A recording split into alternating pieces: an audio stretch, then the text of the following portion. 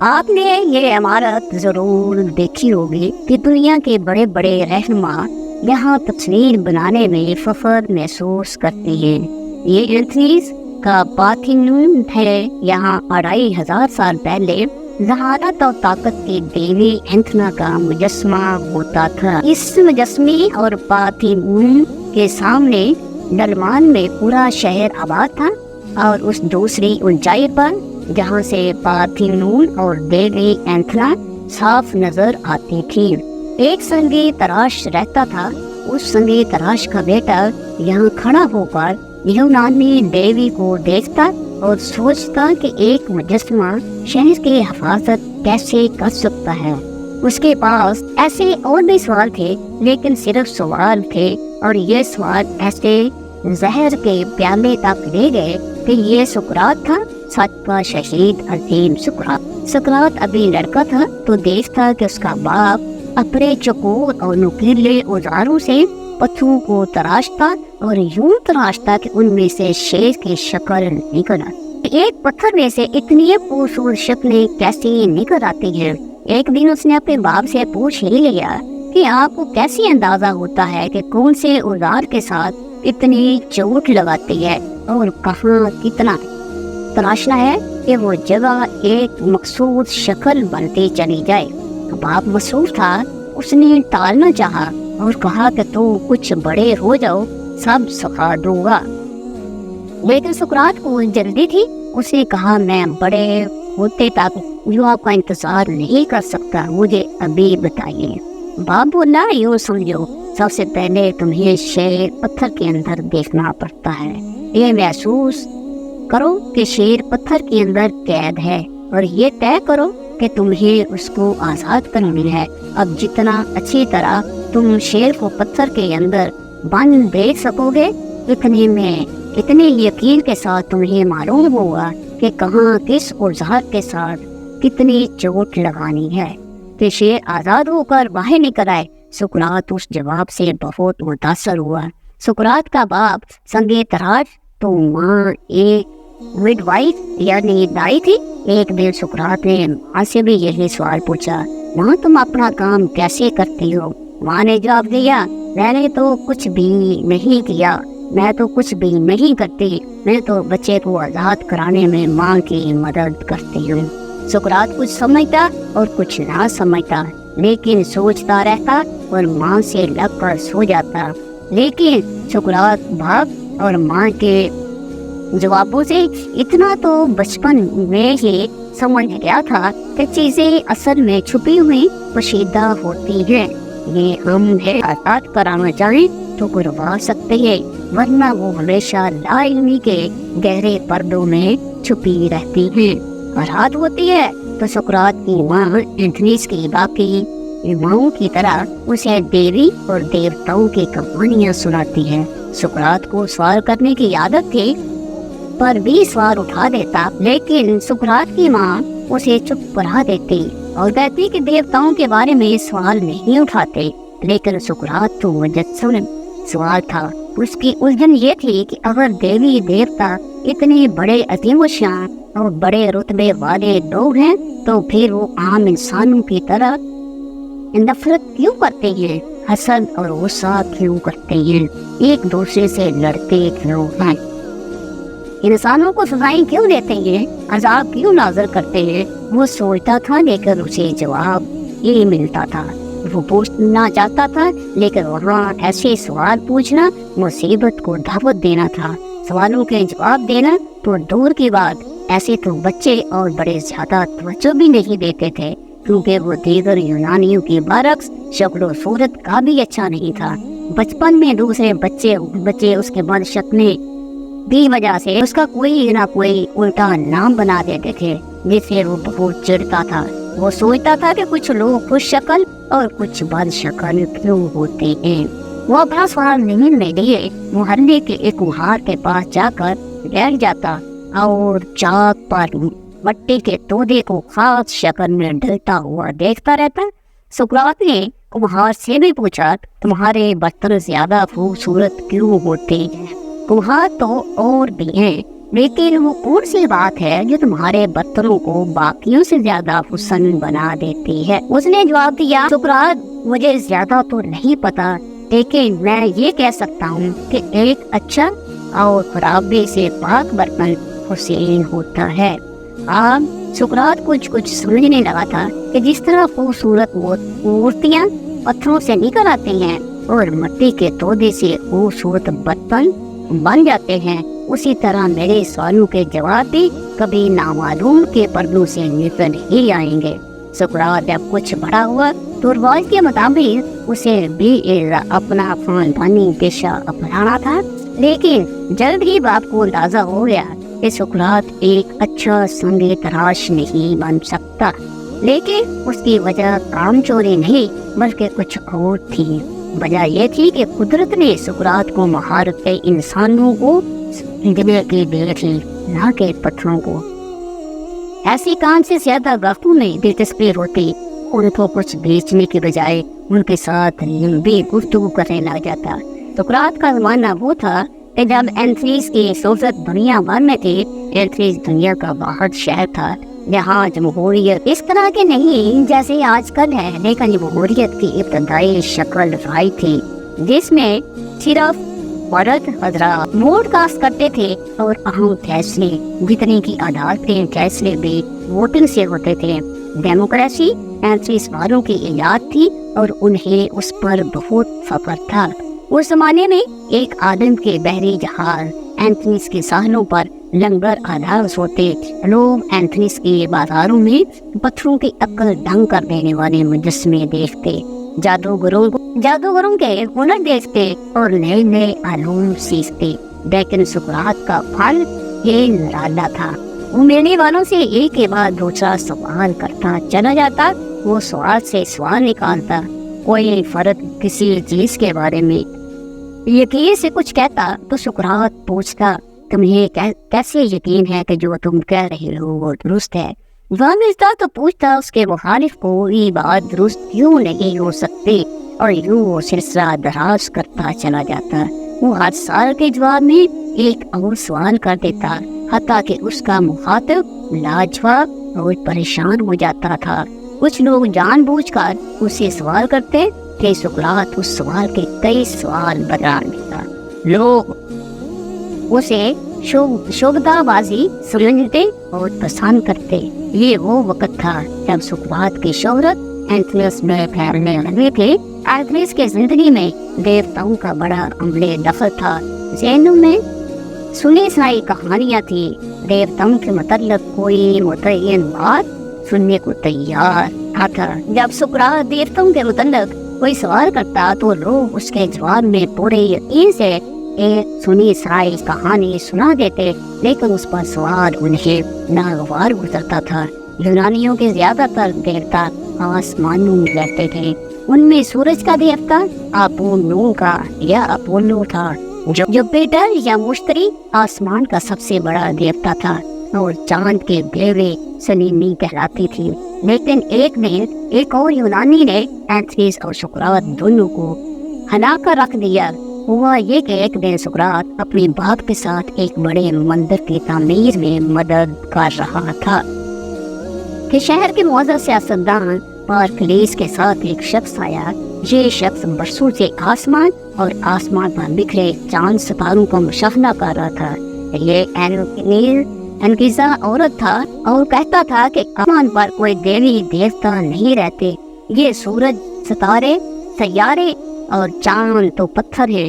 लोग पत्थर बल्कि चांद की तो रोशनी भी अपनी नहीं, ये चमकने के लिए सूरज का मोहताज है। चांद पर गायें हैं, पहाड़ है और हो सकता है इंसान भी रहते हो।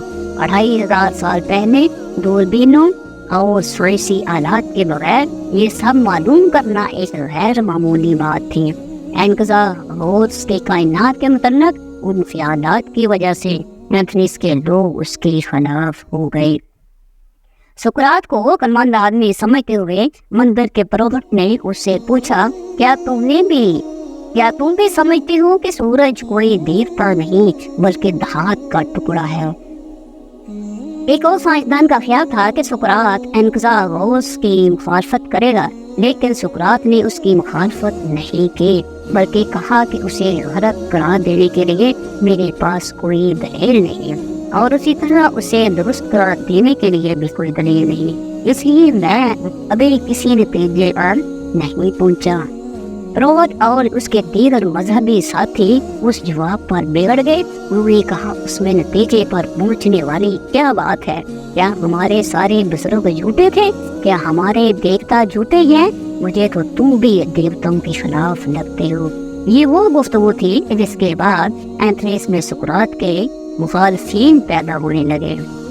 اسی دور اینتھنیس کی عدالت میں بلا لیا گیا، جہاں اس پر الحاد یعنی کفر کا مقدمہ چلا، جس کی پاداش میں اسے موت یا شہر چھوڑنے میں سے ایک سزا دی جاتی ہے۔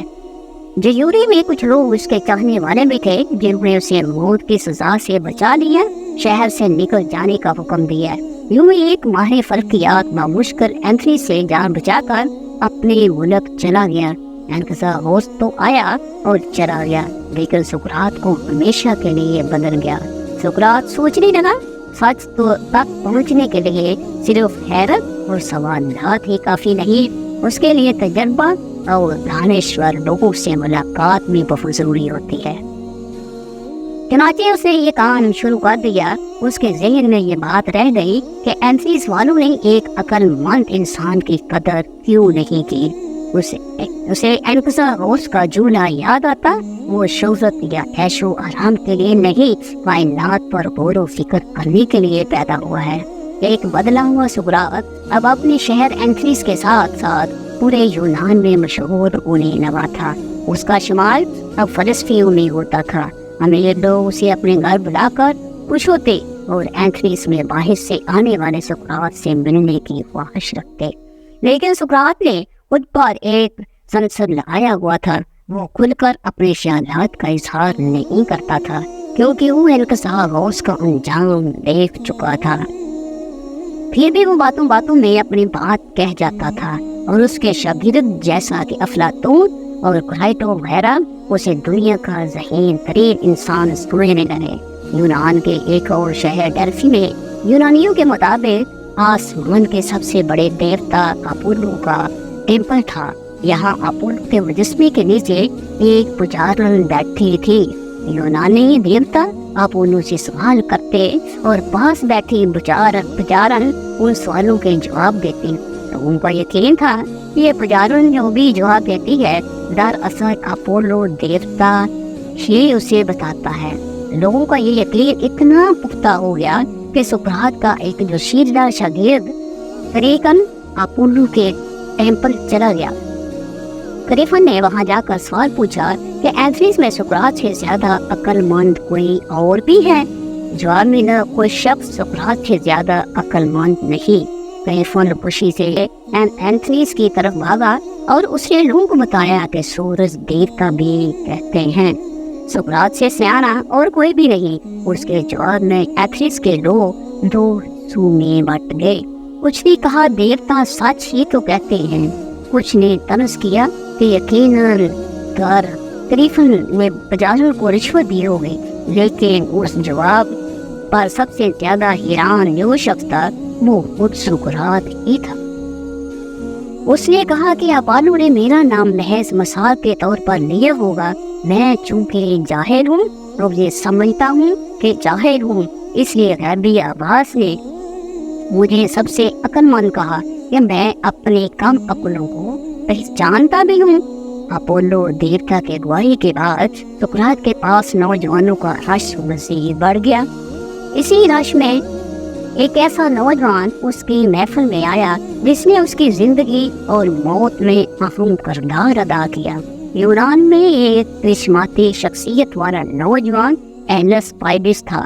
یہ امیر کبیر خاندان کا فرزند اور ایک نامور بحری کمانڈر بھی تھا۔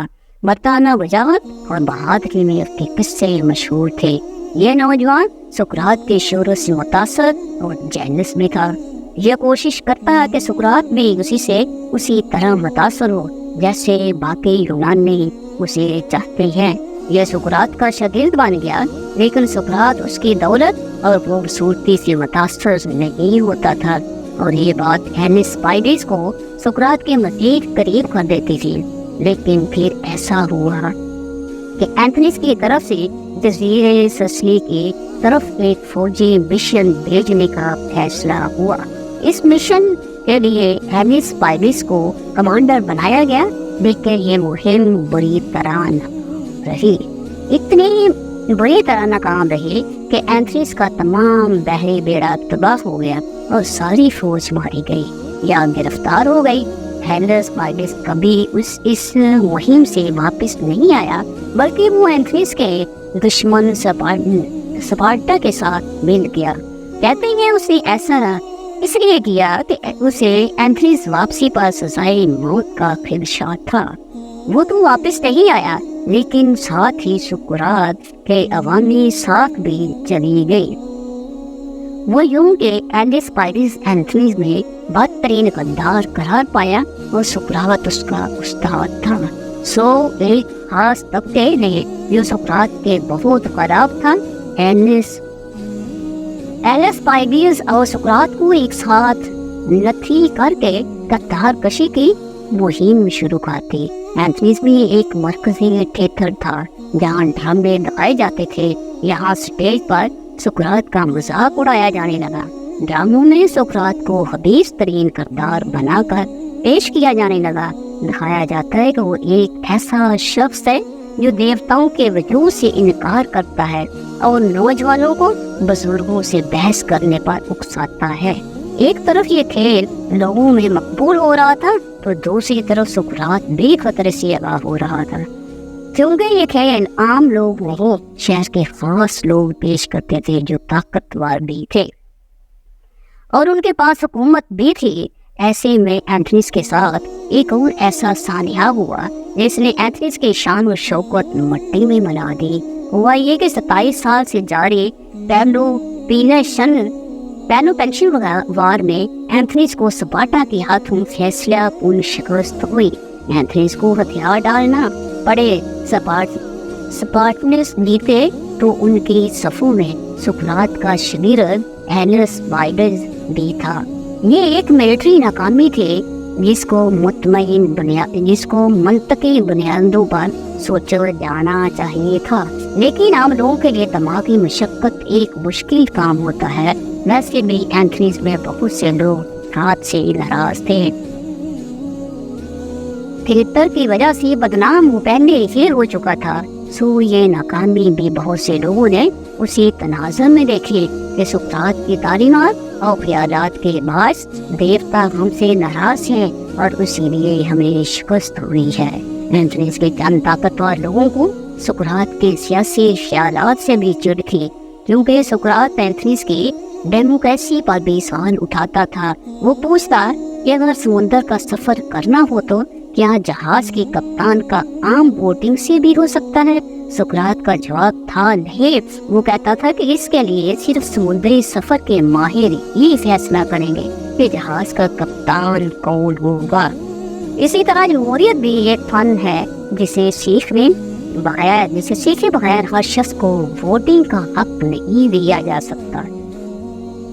399 कबल अल मसीह में एक दिन कायरो सुकरात के पास आया। उसने बताया कि वो तैयार रहे क्योंकि शहर के ताकतवर लोगों ने उस पर मुकदमा चलाने का फैसला कर लिया है। ये सुनना था कि सुकरात के ज़हन में एनकज़ागोस का पूरा वाक़या घूम गया और उसी ने खुद को आने वाले वक्त के लिए तैयार भी करना शुरू कर दिया। मुकदमे के दिन सुकरात दोस्तों के हमरा अदालत पहुंचा। 500 अफराद के अवामी ज्यूरी उसे के सामने मौजूद थे। सुकरात की जिंदगी मौत का ट्रायल सिर्फ एक दिन में होना था। इसके बाद ना कोई अपील थी, ना कोई दूसरा मौका। उसी दिन ट्रायल, उसी दिन फैसला। 3 घंटे में इसके खिलाफ मुकदमा पेश किया जाता था और 3 ही घंटे में सुकरात ने अपनी सफाई भी पेश करनी थी। पानी का कलाक आन कर दिया गया। सुकरात पर मुकदमा कायम करने वालों ने इल्जाम लगाया कि एंथनीस को अपने दफा के लिए देवताओं की फशरूदी और नौजवानों की ताकत चाहिए, लेकिन सुकरात ये दोनों चीजें तबाह कर रहा है। एंथनीस की एंथनीज की स्पार्टा के हाथ में शिकस्त और मौजूदा ज़िल्लत का जिम्मेदार भी सुकरात ही को ठहराया गया था। 180 मिनट तक अपने खिलाफ दलाइल सुनने के बाद सुकरात के बारे थी। पानी की गाड़ी पलट कर फिर चला दी गई। अब सुकरात के पास खुद को बेगुनाह साबित करने के लिए कीमती तरीन 180 मिनट थे। लेकिन सुकरात ने एक अजीब काम किया। उसने जूरी को सफाई देने के बजाय वही काम किया जिसका उस पर इल्जाम लगाया जा रहा था। उसने जूरी को नहीं, आम लोगों को मुखातिब किया और वही कहा जो कहता रहा है। उसने जूरी पर तनस किया और मुआशराती मुनाफकत का पर्दा चाक किया। उसने कहा क्या जूरी में से कोई एक फर्द कह सकता है कि उसने जो इल्जाम मुझ पर लगाया है वो सच्चा है? ये सब झूठ बोल रहे हैं। अगर ये लोग समझते हों कि मैं सिर्फ जिंदा रहने के लिए अपने सच को छोड़ दूंगा तो ये सब बहुत बड़ी गलती पर है। मैं मौत से ज्यादा उस बात की फिक्र करूंगा कि जो बात मैं कह रहा हूँ वो दुरुस्त है या गलत। काफी देर तक एंथनीज के समाज और सियासी सिस्टम पर सख्त तनकीद करता रहा, लेकिन उसने अपना दफा नहीं किया। सुकरात की तकरीर के बाद वोटिंग हुई। 500 में से 200 उसी लोगों ने उसे मुजरम और 220 ने मासूम करार दिया। कायदे के मुताबिक अब वो मुजरम था और सजाए मौत मिलना थी। एंथनीज के कानून की रूह से उसे अपनी मौत के तरीके का इंतखाब भी खुद करना था। जब उससे पूछा गया कि तुम किस तरह मरना पसंद करोगे तो सुकरात ने कहा मैं हुकूमत के खर्च पर डिनर करना चाहता हूँ। यानी उसने हम लोग पीने का इंतखाब किया। एंथनीज का सबसे तेज असर जहर। उसके दोस्तों ने उसे एक कानूनी सहारा देने का मशवरा दिया। कानून के मुताबिक सुकरात अपनी सजाए मौत को जलावतनी में बदलने की दरख्वास्त कर सकता था, लेकिन उसने अपने सब चाहने वालों को मायूस कर दिया। उसने कहा अगर मैं अपने शहर एंथनीज में सच से भाग गया तो किसी दूसरे शहर में कैसे सच बोलूंगा, और खामोशी में मैं रह नहीं सकता। मुझे मेरे सच के लिए कुर्बान हो जाने दो। सुकरात को जेल की कोठरी में बंद कर दिया गया। अब सजा पर अमल दरामद में कुछ दिन बाकी थे। उसका दोस्त और शागिर्द क्राइडो जो कि एक अमीर आदमी था, उसने जेलर और दीगर पहरेदारों को रिश्वत देकर सुकरात को भगाने का मंसूबा बनाया। क्राइडो ने सुकरात से मुलाकात के दौरान उसे अपने मंसूबे के तफसील भी सुलझा दी, लेकिन सुकरात ने इनकार कर दिया। उसने क्राइडो को समझाया मेरे लिए जिंदा रहना इतना अहम नहीं है जितना सही अंदाज से जिंदा रहना। सही अंदाज ये है कि मौत के डर से शहर का कानून ना तोड़ा जाए। मुझे अदालत ने शहर के कानून के मुताबिक सजा दी है, मैं ये सजा भुगतूंगा। आखिरी सुबह क्राइडो सुकरात मिलने आया। वहाँ और सुकरात के शागिर्द और करीबी दोस्त मौजूद थे। अब की बात सुकरात के पाँव में जंजीरें पड़ चुकी थी। सुकरात को जंजीरों में देखकर उसे बहुत तकलीफ हुई। सुकरात ने जेलर को जहर का प्याला लाने का कहा। जेलर जहर भरा प्याला लेकर आ गया। सुकरात ने अपने दोस्तों और रिश्तेदारों से कहा मैंने सुना है कि आदमी को खामोशी से मरना चाहिए। जब मैं जहर पी लूं तो अपने ऊपर काबू रखना और सब्र से काम लेना। सुकरात ने जुर्रत से बेमलूफ हाथ में दिया।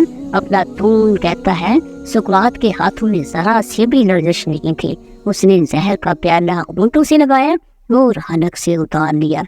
कुछ देर तक वो टहलता रहा। जहर असर करने लगा तो कंबल ओढ़ कर लेट गया। चंद लम्हों में वो बाहों से ऊपर की तरफ बेहिस होता चला गया। जब जहर की तासीर सीने तक आ गई तो उसने सर पर चादर ले ली। सुकरात ने अपने आखिरी अल्फाज कहे क्रिएटिव वो हम पर एक मुल्क का उधार बाकी है, वो चुका देना। क्रिएटिव ने कहा चुका दूंगा कुछ और हुक्म के लिए, लेकिन उस सवाल का जवाब नहीं आया क्योंकि सुकरात गहरी नींद सो चुका था। और ये 88 मिनट